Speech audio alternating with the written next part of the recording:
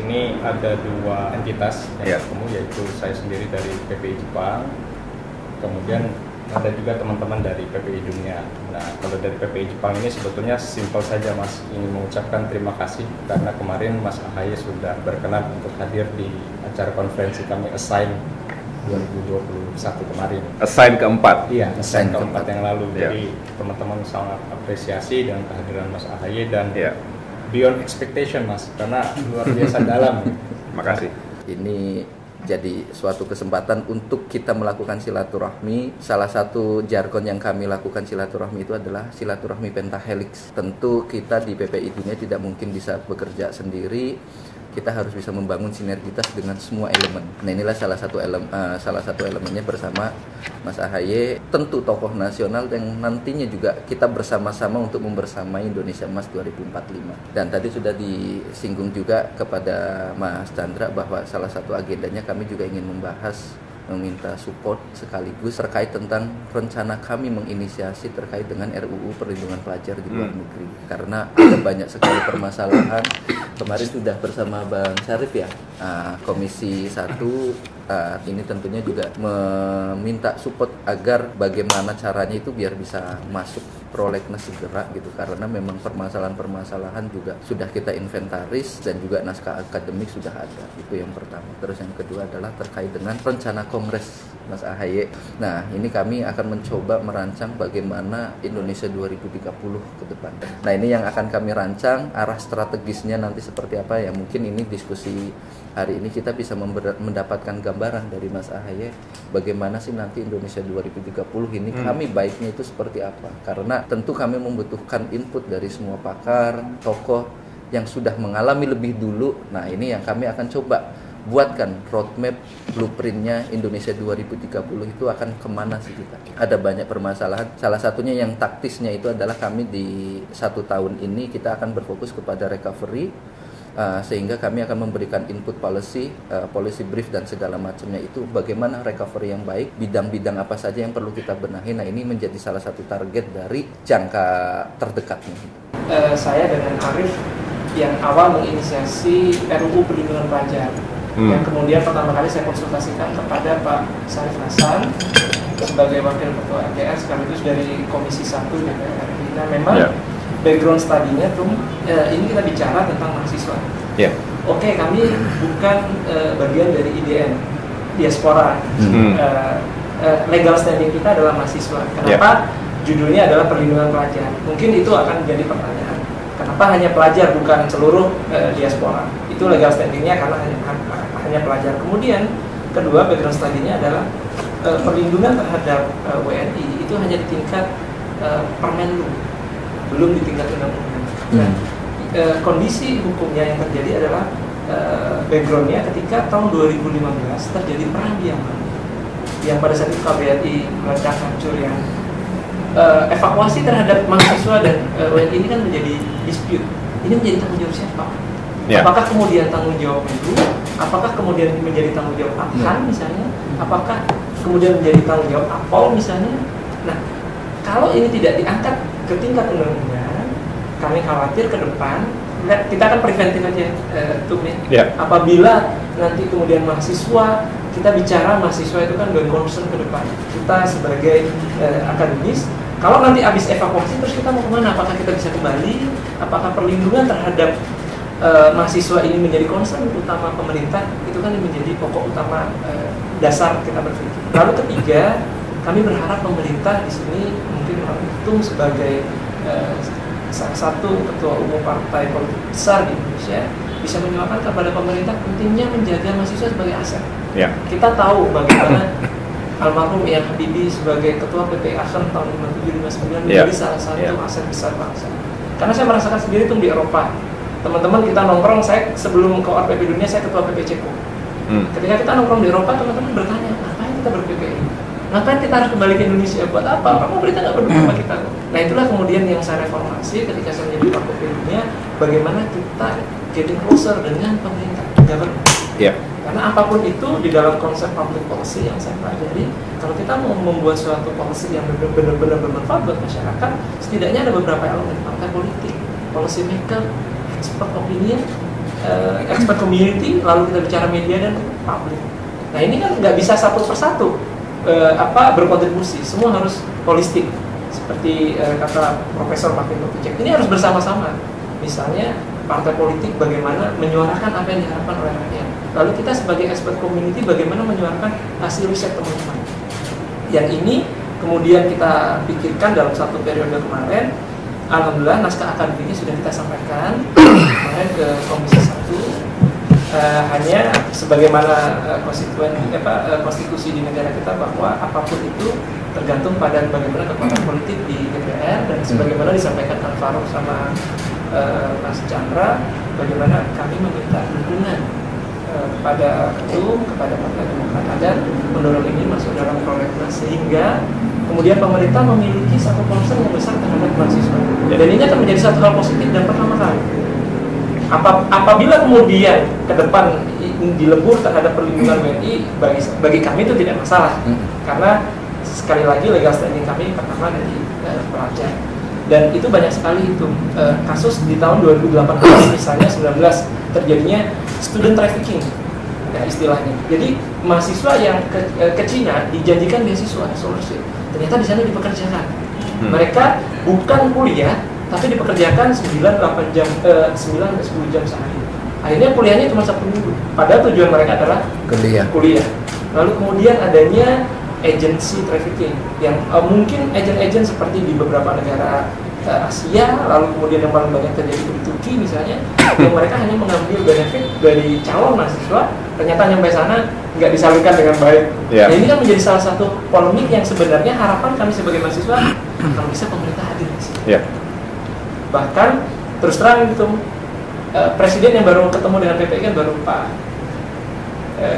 SBY. Karena di Australia. Buat kami adalah bapaknya PPI karena yang melahirkan PPI dunia. Melalui Kongres tahun 2007 di Sydney. Kepentingan kita sama tadi. Kita ingin Indonesia lebih maju, misalnya SDM-nya lebih berkualitas. Tetapi shared values-nya itu tentu akan lebih kokoh lagi ketika kita membicarakan masa depan Indonesia ini mau dibawa kemana. Karena pada akhirnya ini adalah pekerjaan lintas generasi.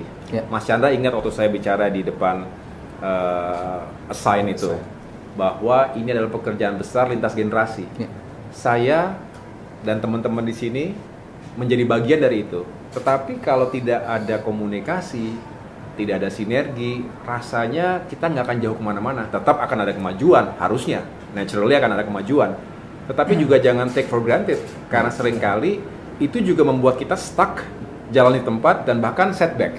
Jadi saya senang teman-teman tadi punya kesadaran untuk mengawal proses ini. Remember, this is political process. Jadi kalau teman-teman datang ke partai politik, bukan sesuatu yang aib, tabu, justru benar-benar dibutuhkan sebagai requirement, syarat mutlak. Karena mau kita kencang bicara di media, mau kencang kita bicara di ruang-ruang publik, kita bisa orasi dan lain-lain, tapi kalau tidak nyambung ke para policy making circles, which is itu adalah eksekutif dan legislatif, dan semua digodok melalui parlemen, Senayan. Nah kalau itu nggak bisa dikomunikasikan dengan baik, rasanya itu bukan hanya depending, tapi diabaikan. Rasanya terlalu disayangkan jika pemerintah tidak melihat PPI dibaca adalah para pelajar dan mahasiswa yang saat ini sedang mengikuti studi, apapun tingkatan dan spesialisasinya, kalau tidak dianggap sebagai aset yang luar biasa. Kita lihat ya, mengapa Amerika Serikat maju, mengapa Eropa maju, mengapa sekarang Tiongkok mengejar, karena memproduksi belasan ribu PhD setiap tahunnya. Itu PhD. Berarti kalau tingkatan master dan tingkatan bachelor's itu jauh lebih banyak lagi. Lebih banyak. Itu semua adalah brain yang diproduce secara sistematis dan pada saatnya kembali lagi untuk membangun negerinya. Saya katakan brain karena ada istilah brain drain. Karena stay di situ, tidak ada yang dikontribusi kembali ke negerinya. Itu juga disayangkan karena ia tidak menambah value hanya buat dirinya sendiri. Tetapi saya yakin PPI semangatnya kan tidak di sana. Walaupun saya juga mengatakan bukan berarti harus secara fisik di Indonesia, enggak loh. Ya, tapi sepakat. Hearts and minds-nya, mau dia di Moskow, mau di mana tadi, di Kochi, di Ceko, di Adelaide maupun di tempat-tempat lain, kalau hati dan pikirannya kembali ke Indonesia, itu juga patriot. Yes. Sepakat. Saya selalu mengatakan di berbagai kampus itu patriotism 2.0 atau abad 21 adalah menembus batas-batas teritori. Sehingga kalau pemerintah melihat ini sebagai aset terpenting, maka ia harus punya keberpihakan dan juga effort yang lain untuk melakukan perlindungan terhadap status maupun juga keberlangsungan hidup dan studinya mahasiswa atau pelajar di manapun begitu ya. Memang ada yang mengatakan politik itu adalah tergantung apakah memiliki elektoral atau tidak. Dampak elektoralnya banyak atau enggak. Ini kadangkala menjadi keliru kita. Melihat sesuatu yang besar, akhirnya disempitkan. Oh, nggak ada nilainya kok. Berapa sih jumlah PPI? Nggak mungkin menambah kenaikan elektabilitas. Benar nggak? Ini politik praktis. Tapi kalau politik kebangsaan nggak ngelihat itu. Dia menembus angka elektoral. Kalau menghitung elektoral memang nggak comparable, Mas. Terus terang. Kalau dibandingkan, mendingan ngurusin yang menambah nilai elektabilitas yang pasti-pasti aja gitu. Ini kan belum tentu milih juga. Begitu kan? Ada TPS atau ada nggak jelas juga begitu kan? Mending kita itu. Tetapi harusnya pemimpin besar tidak berbicara next election, tetapi next generation. Kita sering dengar itu kan? Ada gium itu. Nah, saya mudah-mudahan menjadi bagian yang juga memikirkan next generation. Begitu ya. Nah, saya dan teman-teman Demokrat sedang berjuang, mohon doanya juga supaya bisa terus membangun kapasitas diri. Teman-teman, saya yakin teman-teman sekalian paham, setiap negara itu harus punya visi besar. Mau itu dibangun dalam konteks memiliki common interest bangsa, karena selebihnya kita kan tidak lagi menggunakan pendekatan common enemy. Sudah usang lah sebetulnya common enemy, walaupun katanya paling efektif untuk menyatukan bangsa gitu. Kita punya musuh bersama.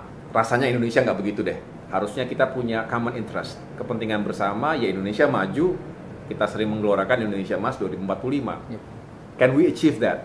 Kita punya segala optimisme, tapi juga harus benar-benar realistis. Nah, tetapi segala indikator ada sebetulnya kalau kita serius benar menata sumber daya manusia. Saya sudah, alhamdulillah punya lintasan pendidikan, saya pernah kuliah di Harvard, pernah kuliah di tempat yang lain di NTU, tetapi pada akhirnya saya melihat setelah berkeliling Indonesia juga, aset sekaligus tantangan terbesar Indonesia itu kualitas sumber daya manusianya.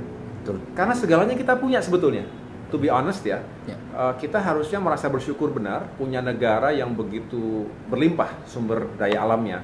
Walaupun juga hati-hati, suka ada kutukan terhadap negara yang berlimpah sumber dayanya. Kita rising, growing, dan pada pace tersendiri nanti kalau bicara 2030 Mas, kembalikan ke itu, what can we do? Setelah kita mengetahui punya resources berupa 70% usia produktif, bonus demografi itu. Apa yang harus kita capai? Dan apa yang harus kita siapkan? Skill seperti apa yang harus kita tanam atau kita bekali generasi muda kita ini. Mengapa? Karena jangan sampai jumlahnya besar tapi tidak relevan. Recovery pasca pandemi ini juga memang harus menjadi perhatian karena bahwa ini bencana generasi, bencana pendidikan akibat COVID ini. Mudah-mudahan bisa ada recovery yang cepat dan juga akhirnya seperti kita tidak mengalami generation loss itu, jangan sampai kehilangan satu generasi gara-gara COVID ya. Betul. Saya menanggapi Mas Chandra, terima kasih sudah mengundang saya waktu itu dan kini bisa bertemu langsung. Mudah-mudahan berkenan kemarin ya teman-teman PPI Jepang khususnya, karena saya selalu punya passion itu Mas untuk berbicara langsung. Berapapun jumlahnya, siapapun dia gitu, saya ingin, pokoknya saya sampaikan aja deh. Mudah-mudahan diterima, mudah-mudahan cocok, tetapi nggak boleh disimpan-simpan. Ini bukan sesuatu komoditas saya simpan nanti kalau pada saat pemilu saya nggak kayak gitu. Buat kampanye gitu, enggak. Saya dari dulu berusaha konsisten. Ini bukan sesuatu yang saya simpan buat kampanye, enggak. Itu tapi sesuatu yang harus selalu disampaikan. Mengapa? Karena hanya dengan itu kita punya tadi frekuensi yang sama, diinternalisasi dengan proses dengan waktu itu kan akhirnya oh iya ya kita punya tujuan yang sama nih, ternyata kita nggak salah gitu punya misi besar dan tujuan besar tadi. Terkait dengan yang kita perjuangkan bersama untuk perlindungan pelajar ya, perlindungan pelajar. Saya memang mencoba untuk mengetahui juga, tapi tentu saya punya aset anggota-anggota DPR RI ya, terutama di Komisi 10. Nanti sampaikan ke Kang Dede Yusuf, tahu ya? Kang Dede Yusuf itu salah satu pimpinan di Komisi 10. Kemudian wakil ketua, sebagai wakil ketua, dan juga tentu ada yang lain. Kami sendiri juga akan membantu menyampaikan ini bahkan ke bukan hanya internal Partai Demokrat tetapi juga ke kawan-kawan fraksi partai politik lainnya, karena ini adalah produk bersama kan, tidak mungkin hanya Demokrat saja yang gigih begitu. Terkait dengan itu, saya melihat memang banyak yang mungkin tidak menjadi kepentingan bagi pemerintah hari ini. Ya terus terang mereka atau kita semua ini kan masih sibuk bagaimana nih jangan sampai tidak bisa survive dari pandemi dan lain-lain, sehingga urusan-urusan yang lain mungkin termasuk perlindungan PPI dengan tidak mengurangi rasa hormat pentingnya itu ya, dianggap tidak menjadi urgensi. Make sense lah begitu ya. Tetapi tadi saya katakan jangan hanya dianggapnya tidak punya dampak elektoral yang tinggi terus tidak dibicarakan sama sekali. Nah ini yang kita coba bantu masuk dalam kapasitas yang kita miliki. Terkait dengan isu lain misalnya student trafficking, ini juga memang banyak nakal-nakalnya agensi ya. Ini kan juga sama ya terhadap buruh kita ya, TKI dan lain-lain, termasuk di wilayah ASEAN ini kan juga sering sekali kesian, mereka tidak tahu apa-apa, dikerjain, tiba-tiba dipekerjakan secara tidak manusiawi. Ini juga salah satu yang harus kita lindungi, jangan sampai mereka ini sebetulnya punya potensi tapi habislah semua itu gara-gara menjadi korban penipuan. Dan yang terakhir terkait dengan ideologi, ada urusan ideologi juga begini.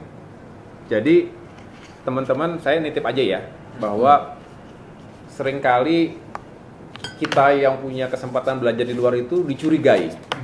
Sering banget. Sering kan? Bener ya? Kalau kita ke orientasinya ke pendidikan di barat, dicurigai kita menjadi sangat kapitalistik, neoliberalistik, betul? Benar. Mas Jovan dulu pernah sesko di Beijing ya, di mana tuh? Nanjing, di Tiongkok.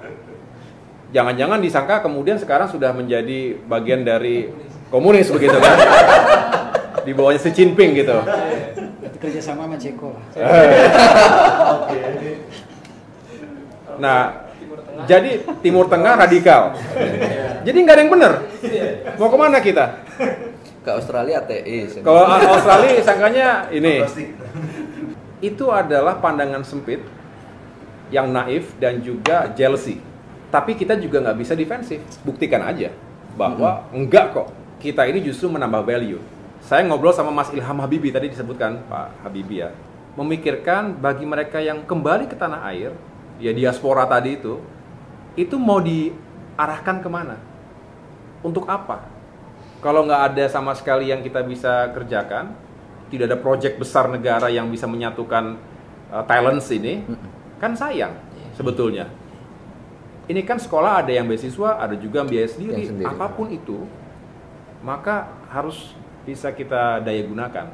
Itulah baru kita bisa mengatakan tadi lulusan luar negeri itu sebagai critical mass tadi.